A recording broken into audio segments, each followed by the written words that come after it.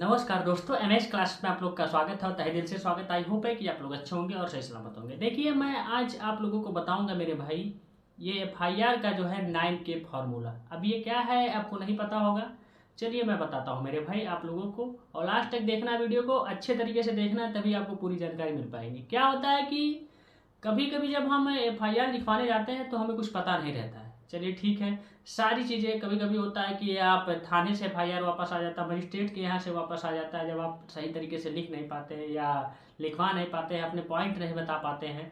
और एक चीज़ उसमें इंपॉर्टेंट एक कॉमन होता है कि लिखने का तरीका, आपका जो राइटिंग जो लिखने का तरीका कि स्टेप बाय स्टेप आप कैसे लिखेंगे, किस तरीके से लिखेंगे कि जो मजिस्ट्रेट उस चीज़ को समझ जाए, आपके घटना को। बाय द वे कोई घटना हुआ तो आप उसे समझाना चाह रहे हैं। एफआईआर आपको पता होगी कि फर्स्ट इन्फॉर्मेशन रिपोर्ट होती है। यही एफआईआर जब दर्ज होता है तभी आगे चल करके मामला जो है आगे बढ़ता है और जो है आपको अच्छे तरीके से उसमें जो है न्याय मिलता है। यही सब सारी चीज़ें होती है।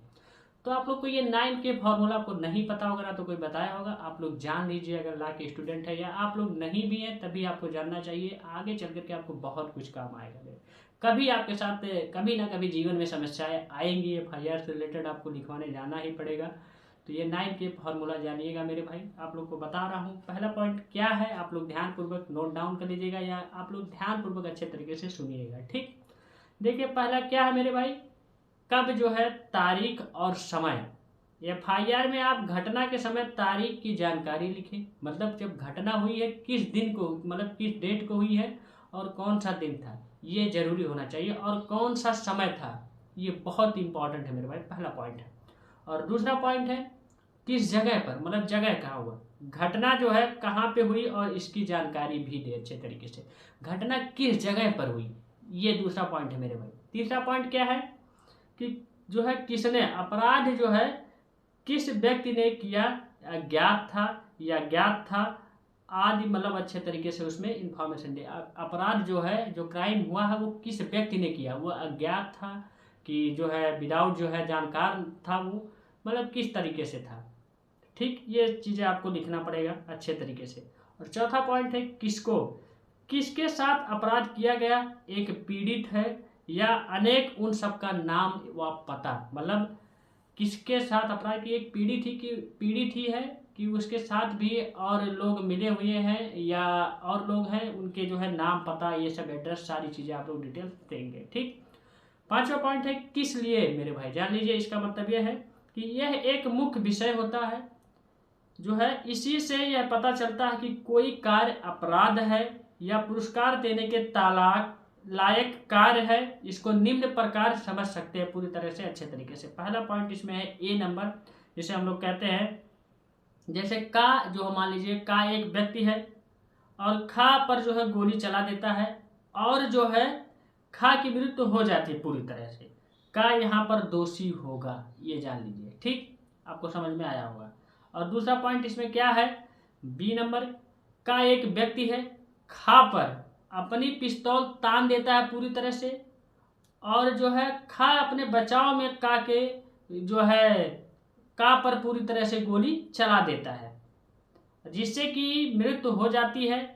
खा हत्या का दोषी नहीं है, क्योंकि जो है वो अपने आत्मरक्षा के बचाव के कारण जो है उस पर गोली का पर चलाई, इसीलिए खा को जो है सजा नहीं मिलेगी। ये पॉइंट आपको एग्जाम्पल के तौर पे मैं समझा रहा हूँ। ठीक, और तीसरा पॉइंट इसमें है, का अपनी कार से खा को टक्कर मार देता है और खा की मृत्यु हो जाती है पूरी तरह से।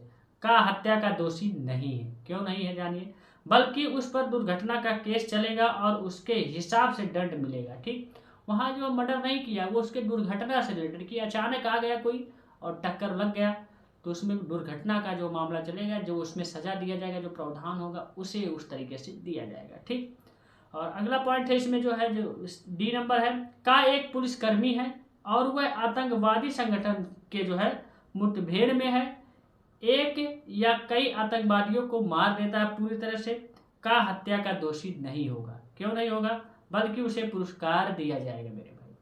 अब समझ सकते हैं, क्योंकि जो है वो वहां से मिला जुला था और फिर अपने जो है रक्षा के लिए, अपने देश की रक्षा के लिए उस आतंकियों को मार दिया, तो का को जो है पूरी तरह से वहां छोड़ दिया जाएगा, उसे कोई सजा नहीं होगी। इससे यह स्पष्ट होता है कि कोई भी कार्य तब तक अपराध नहीं है जब तक कि दुराशय से ना किया गया। इंटेंशन जब तक आप लोगों का जो है ना हो कि इसे मारना ही है, इसे काटना ही है, तब तक जो है आपका जो है आप कोई भी अपराध नहीं किए। ये जो है अपराध, जब उसमें कुछ पॉइंटें बताई गई है तो अपराध में ये मेन पॉइंट है जिसे हम लोग कहते हैं इंटेंशन, जिसे हम लोग कहते हैं दुराशय। ठीक, आपको जानकारी मिल चुकी होगी। अब इसमें 6 नंबर है, आप लोग को बता दूं, किसके सामने गवाह, ये जो इसका जो पॉइंट था 5 नंबर का, ये 4-5 पॉइंटें थी आपको एग्जाम्पल के तौर पे कि आपको समझ जाए कि घटना क्या है, अपराध क्या है।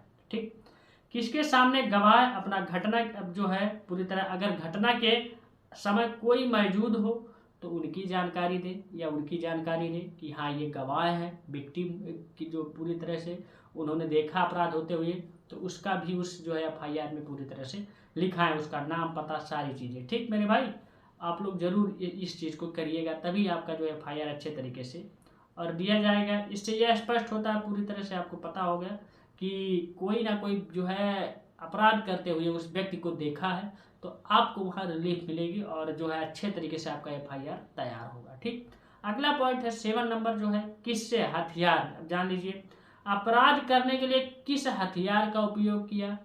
अब ये भी पता होना चाहिए कि उन्होंने चाकू से मारा, डंडा से मारा, राड से मारा, किस से मारा, पिस्तौल से मारा, कि कोई गड़ासा लेकर के काट दिया या किसी अदर जो है उससे मारा। तो आपको ये चीज़ लिखवाना पड़ेगा कि इस चीज़ से इसकी हत्या की।